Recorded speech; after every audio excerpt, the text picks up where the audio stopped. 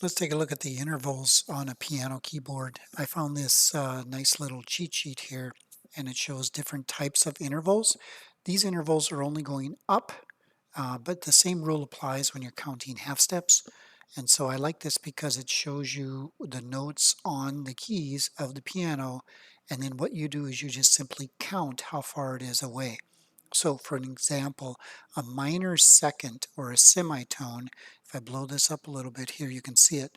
It goes from C to a C sharp. And if you see that, it's a minor second semitone. And so like if I go to C4, notice my teardrop is here. If I click on C4, there's my C4. And then the next note is going to be a C sharp or a D flat. All right, so now if it is a half step, you want to make sure to ask your professor, do I use C to C sharp? Or because it's going a half step and I need to show the distance between two notes, normally what you would do is you would do a C, but then you have to change that to a D flat. It's the same note as the C sharp. Notice the C to a C sharp, D to a D flat, it's the same note. But the reason why we do that is because you have to use only one letter name one time. And it's really kind of weird, but this is still a minor second. But normally what they will do is they will have you go ahead and they'll have you play a D. So I'm going to make another D, but I'm going to turn it into a flat. There. So now you still have, that's the same sound as a C to a C sharp. And I'll make another C sharp here, just like what we had before. All right, so listen. Sounds like Jaws, right? And those are also just a half step. So this would be technically correct if you were to write a minor second because you're using a C to a D flat. This is technically correct as well, but maybe not for your teacher. I don't know. So that's what you need to clear up. C to a C sharp. Yeah, it's a half step, but not sure. All right, so let's go to the next one. So how do you find that? Well, a minor second, you just count 1, 2. You just count a half step right here. So it's just one half step. So it's just one, right? A half step. A major second is like from a C to a D, or what we call two half steps. So I'm going to play a C4 here. I'm going to put that there. And we're going to go up a half step, which is here, up another half step, which is here. And there's your major second, or the first two notes in a major scale. So think of anything that says major, think of a major scale. All right, so C to D is a major second. Why? Because it's two half steps away. Here's one half step between the C and the C sharp, and then the other one for between the C sharp and the D is another half step. So there's your major second. Here's a minor third. I'm going to put that on the next one again. I'm going to start from C. And now a minor third is 1, 2, 3, 3 notes up on the C scale, but lower it. Remember the word minor means to lower it, so it would be an E flat.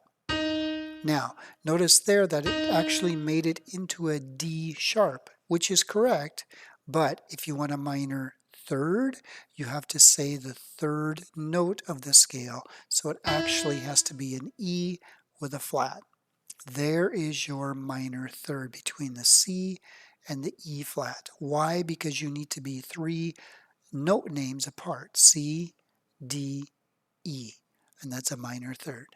How do I find it? I go up 1 half step, 2 half steps, 3 half steps.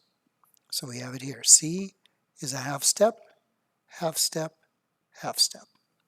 Okay, and then we have a major third, and then you keep going, keep going, keep going, all the way through to an octave. All right, so what I think a good idea for you to do would be to print this out, or so you can have this, and then what you're going to do is figure out how many half steps there are in each one of these.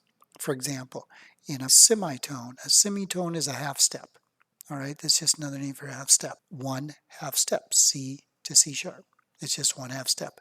A major second is called a tone, or 1 whole step. Another name for tone is called a whole step, and that would be a 1/2 step and another half step.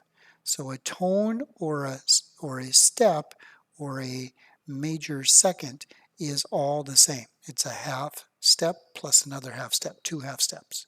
And then you go from there. A minor third is 1, 2, 3 half steps away. So start on C, don't count C. And you go 1, 2, 3, 3 half steps away. A major third is 4 half steps away. Start from the C, 1, 2, 3, 4. So I'm up to C, so I'm going to make a C on here, and I'm going to build a major third. So I'm going to go up 1, 2, 3, 4 half steps. So 1, 2, 3, 4, up to there. So there's a couple of ways to figure out these intervals. You can count them and just go a major third, like C, D, E. That's a major third because it's the first note, the tonic of the scale, and then the third note of the scale. So 1, 2, 3. Or you can count it by counting half steps. 1, 2, 3, 4. So it's confusing.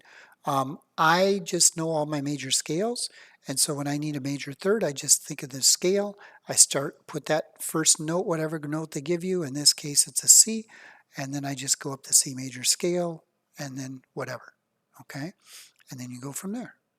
All right, if you want some more help with this, let me know. Otherwise, learn all these intervals. Let's do one more just for fun. 2 more. Perfect fourth, that's a very typical one.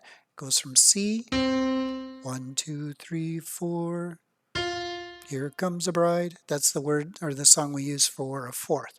If you want to count the note names on the scale, 1, 2, 3, 4. Or if you want to count half steps, 1, 2, 3, 4, 5. It's 5 half steps.